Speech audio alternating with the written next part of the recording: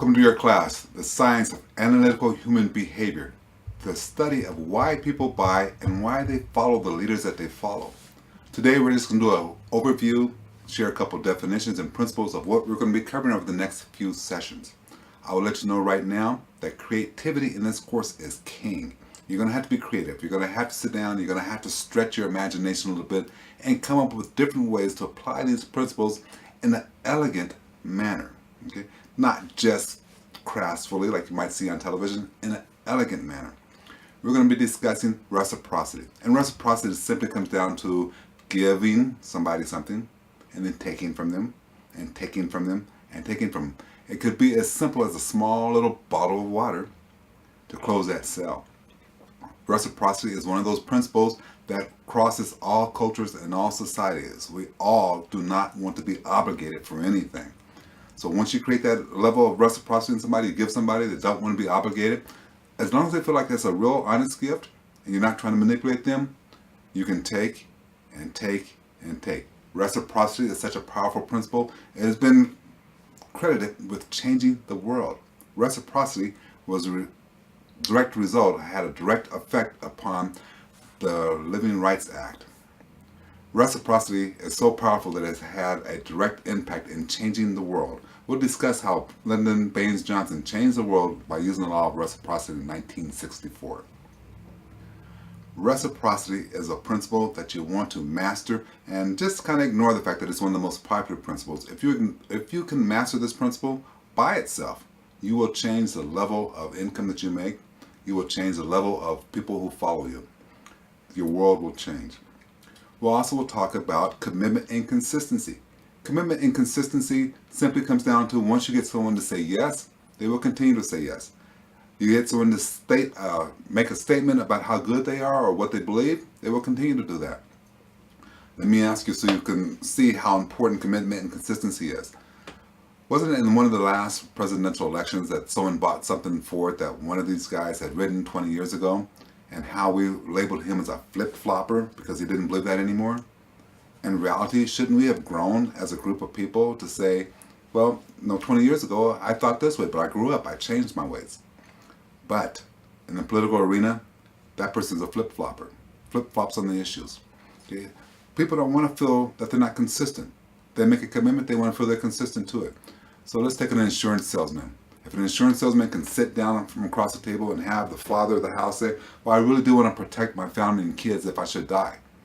That's a powerful commitment. When it comes time to close that sale, you can bring that commitment back up and it'll close the sale, especially if they said it. But you want to know a more powerful way? Is if the wife says, my husband, he really cares about us. There's no way he would leave us high and dry if he should die. That husband will do everything in his power to remain committed and consistent to what his wife says, and you have a sale. Just bring that back up. The thing about commitment and consistency, you want to be elegant with that as well. You don't want to tell the person, you want that person to say it. You want that person to say, yes, I do care about this issue, and then you can bring it back up when it's time to close. Commitment and consistency, it's a lot of ways we can use that, and we're going to spend a lot of time on that because it is a very, very powerful principle. We'll also go to the principle of scarcity.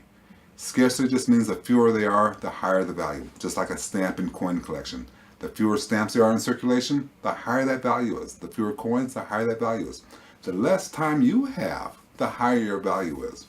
If you write a book, you get popular, you have less time. The higher your value is, the higher you can charge. Okay? But scarcity also starts inside of you. Okay? You have to know that you are a very valuable person and you don't have a lot of time. You start there and scarcity becomes automatic. Scarcity will change the quality of your life if you allow it. But you have to be very legitimate about it. Okay? You cannot do like what the internet does. Only 400 of these left at this price. And they put the little red marks on there to say we only have 400 left, and then 300, then 250. And we full well know that within the next week it'll be back to 400 again. Or this will go off sale in 30 hours. Okay, it goes off sale in 30 hours and it's back on sale in 2 hours after that. Scarcity has to be real and legitimate. We're going to create ways for you to make it real and legitimate for you. Social proof. Social proof just means that people will do what other people are doing when they cannot decide what to do. So if you're working with a client and you're trying to get them to close that sale and they're kind of sitting on the fence, bring social proof to the table. Social proof will just simply mean that you're going to take the time to show them you have other clients or other people who are interested. Went into a car dealership one time, and the guy had a bunch of little cards that he had everybody fill out that he were labeled the Better Business Bureau. So he had these little cards saying this guy did great service, Better Business Bureau. He had maybe 200 of them in a little folder that he had. Nothing to do with the Better Business Bureau, so don't do anything unethical like that, but nothing to do with it. But here I am looking at that Better Business Bureau and say, well, at least he's legitimate. Everybody else says he is, so I trusted him. Got burned, but I trusted him. Social proof. You just want, people will do what other people do. So we're going to discover ways, and you're going to be creative. And you're going to find more ways to bring social proof into your presentations, into your speeches, into your life. You're not going to convince a teenager of anything if you don't have social proof. Social proof is very vital and very important to change the level of your life. We're also going to talk about liking. Just like me. That's all we're going to talk about. Like me. Be just like me. Okay. And it comes down to a very simple thing, and I can illustrate this for you by talking about commercials on television. We have two different types of commercial. The type of commercial that has a celebrity endorser because we want to be like that person. Be like Mike. We want to be like that person. If they drive that type of car, we want to drive that same type of car. If they wear Hanes underwear and we want to be like them, we'll wear Hanes underwear. The other type of commercial we have is the type of commercial where you're the guy next door, the girl next door, person who's just like you. And you want to relate to that person because they're just like you. We're going to learn elegant ways for you to bring that into your sales process as well as into your persuasion process. People want to be around people they like. You can watch presidential candidates. You can watch presidents. Sometimes they got the sleeves up because they want to be just like you. But you know what also sometimes they do? They present authority by wearing the coat and the tie and the presidential emblem. We're going to learn in this principle.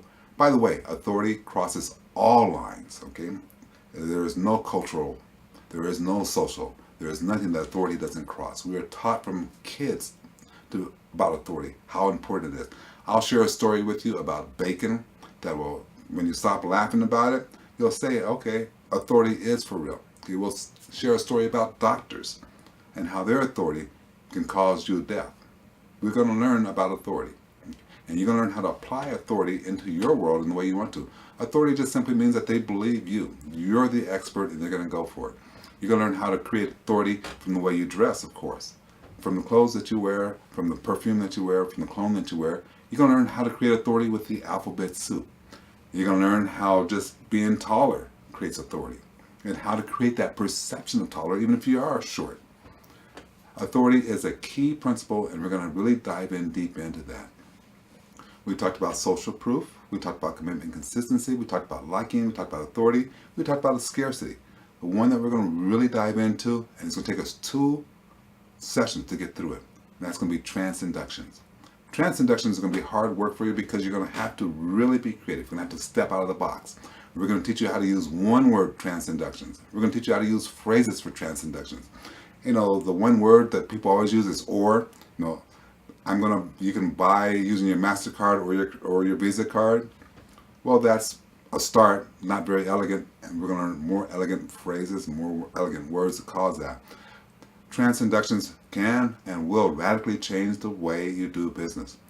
I'm going to ask you though to approach transinductions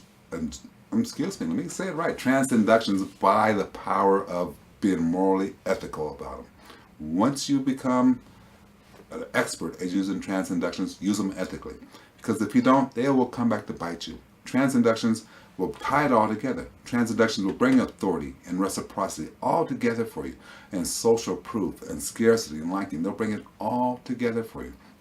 Transinductions will be the most powerful 2 sessions we have, and we'll tie it all together for you so that you can walk away from this course and have the ability to change the level of your life, change the level of your sales, but most importantly, become a powerful persuader of yourself and your family. We'll see you in the first session or the next session. Take care.